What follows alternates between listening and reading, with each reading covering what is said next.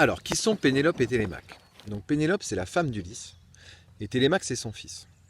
En fait, on va revenir un petit peu en arrière pour raconter tout ça. On va revenir au moment où Ulysse est parti à la guerre. Donc 20 ans avant le début de l'Odyssée, je vous le rappelle. Je vous rappelle donc que Ménélas et Agamemnon, qui veulent aller chercher Hélène à Troie, viennent chercher Ulysse en lui disant bon ben on a besoin d'aller faire la guerre et tu vas nous accompagner parce que toi, t'es super fort pour trouver des ruses, des stratégies et tu vas bien nous aider. Sauf que Ulysse, bah lui il est tranquille, il est chez lui, c'est le roi d'Ithaque, et en plus il est avec sa femme Pénélope qu'il aime par-dessus tout, et il vient juste d'avoir un bébé, Télémaque.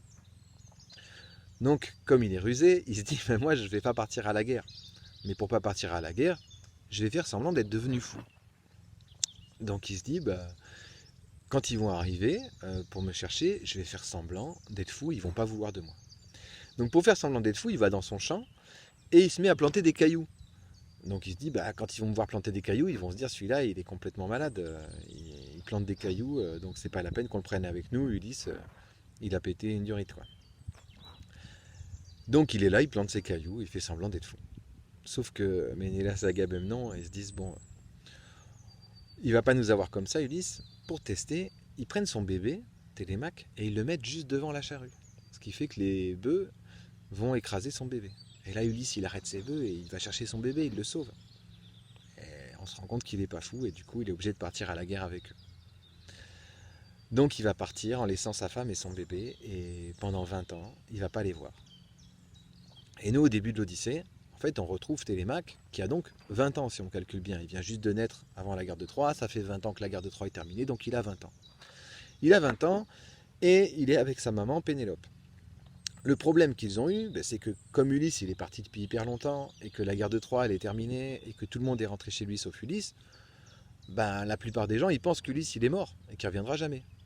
Donc il y a des gens qui viennent voir Pénélope en lui disant il nous faut un nouveau roi, donc il faut que tu te maries avec quelqu'un d'autre pour qu'on ait un roi. Et donc il y a toute une foule de personnes qui viennent voir Pénélope pour lui dire moi je vais être le nouveau roi donc il faut que tu m'épouses. Ces gens-là on va les appeler les prétendants. Les prétendants, c'est ceux qui veulent épouser Pénélope pour prendre le trône d'Ulysse. Pénélope, comme elle est amoureuse d'Ulysse et qu'elle ne veut pas croire à sa mort, elle a elle aussi trouvé une ruse. Elle leur dit « Oui, très bien, je vais épouser l'un d'entre vous, il faut que je choisisse. Donc vous allez juste me laisser le temps de finir une œuvre que je suis en train de faire. Je suis en train de tisser une toile. Dès que j'aurai fini de tisser ma toile, promis, je choisirai quelqu'un pour remplacer Ulysse. » Et donc toute la journée, elle tisse sa toile. Et les prétendants la regardent tisser sa toile et ils attendent qu'elle ait terminé. Sauf que toutes les nuits, elle défait sa toile. Ce qui fait qu'elle ne l'a jamais finie. Et alors les prétendants ils se disent mais elle met longtemps quand même Pénélope pour finir sa toile. Et ils ne se rendent pas compte qu'elle la défait toutes les nuits. Donc comme ça elle a réussi à tenir pendant tout le temps où Ulysse ne revenait pas. Télémaque lui il a grandi, il a 20 ans mais il ne connaît pas son père en fait. Donc il dit tiens... moi, je connais pas mon père, on me raconte que c'était quelqu'un d'extraordinaire, mais à la limite, j'aurais préféré avoir un père un peu moins extraordinaire, mais qui était là et qui était vivant, donc il sait pas trop en fait. Il sait pas trop s'il est content d'être le fils d'Ulysse ou pas. Mais bon, il aime sa mère, il essaie de la protéger contre les prétendants. Et donc, au moment où commence l'histoire, en fait, le problème qu'il va y avoir, c'est que les prétendants se rendent compte, il y en a un qui voit Pénélope défaire sa toile.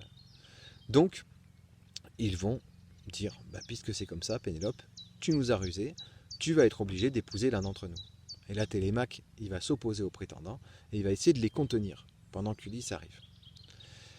Donc ça, c'est-à-dire qu'au début de l'histoire, je vous rappelle, donc ça fait 20 ans que la guerre de Troie est terminée, ça fait 10 ans que Pénélope, elle essaie de retenir les prétendants, et ils arrivent enfin à découvrir sa ruse. Donc Pénélope et Télémaque, ils sont mal.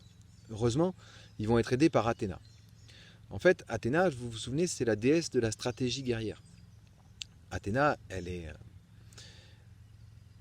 très intelligente et elle adore Ulysse. Parce qu'Ulysse, c'est son petit champion, quoi. Vu qu'il est aussi très stratégique et qu'il aime beaucoup la ruse, elle l'aime beaucoup. Donc Athéna, elle va aller voir Télémaque et Pénélope et elle va leur dire « Mais ne vous inquiétez pas, Ulysse, il va bientôt revenir. Il va bientôt arriver, il va sortir de chez Calypso. » Parce que les dieux vont l'autoriser à sortir de chez Calypso. Alors comment elle sait ça, Athéna? C'est parce qu'en fait, il vient juste d'y avoir un conseil des dieux. Donc ce conseil des dieux, je vais vous le raconter dans une autre vidéo qui s'appelle Le conseil des dieux.